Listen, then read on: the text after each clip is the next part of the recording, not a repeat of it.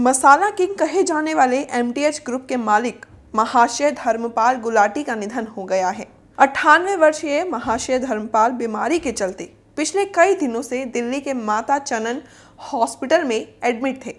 महाशय धर्मपाल ऐसे शख्स हैं जो बंटवारे के बाद भारत आए, तांगा चलाकर जीवन यापन शुरू किया और मसालों के शहंशाह बन गए। 98 साल की उम्र में उनके पास पद्म भूषण भी था और लक्ष्मी भी। एफएमसीजी सेक्टर के सबसे ज्यादा सैलरी पाने वाले सीईओ थे।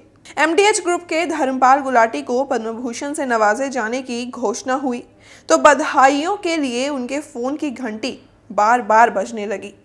विभाजन के बाद पाकिस्तान में भारत आए इस 98 साल के बुजुर्ग के फर्श से अर्श तक पहुंचने की कहानी बेहद दिलचस्प है। रोजाना सुबह 4 बजे उठकर पंजाबी बीट्स पर डंबल से कसरत करते थे, फिर फल खाते थे। इसके बाद नेहरू पार्क में सैर करने जाते थे।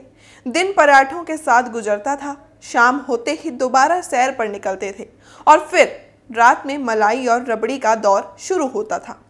ये डाइट प्लान किसी पहलवान का नहीं बल्कि मसालों के बादशाह और महाशय धर्मपाल गुलाटी का था, जिन्हें आपने टीवी पर असली मसाले सच सच वाले ऐड में देखा होगा।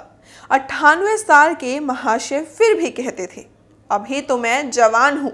जी हाँ, आज हम आपको ऐसे तांगे वाले की कहानी बताने जा रहे हैं जिन्होंने अपनी मेहनत, प्यार, सेवा, विश्वास और लगन से सिर्फ 1500 रुपए से शुरू किया बिजनेस 2000 करोड़ रुपए तक पहुंचा दिया। विज्ञापन में आने वाले धर्मपाल दुनिया के सबसे अधिक उम्र के स्टार के रूप में जाने जाते थे।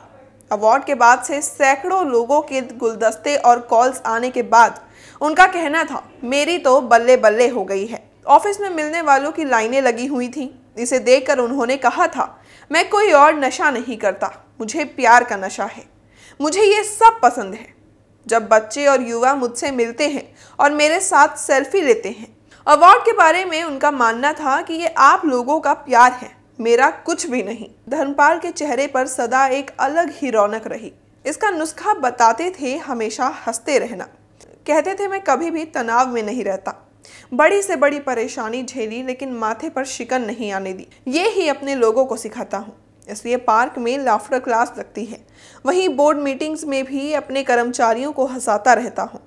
इससे उनका भी फायदा होता है और मेरा भी। एक्सरसाइज हो जाती है। वो कहते थे, किसी को भी बैठे नहीं रहना चाहिए, जीवन में योग और चलते फिरते रहना चाहिए। ये कोई अपना ले तो उसकी लाइफ सेट है। महाशय जी को लाइमलाइट में रहना पसंद था।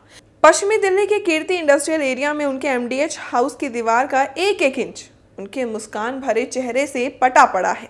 टीवी विज्ञापनों में उनका आना अचानक ही हुआ, जब विज्ञापन में दुल्हन के पिता की भूमिका निभाने वाले एक्टर मौके पर नहीं पहुंचे।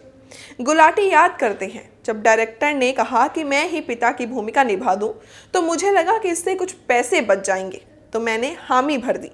उसके बाद मैंने पीछे मुड़कर नहीं देखा। तब से गुलाटी एमडीएच के टीवी विज्ञापनों में हमेशा दिखते रहे।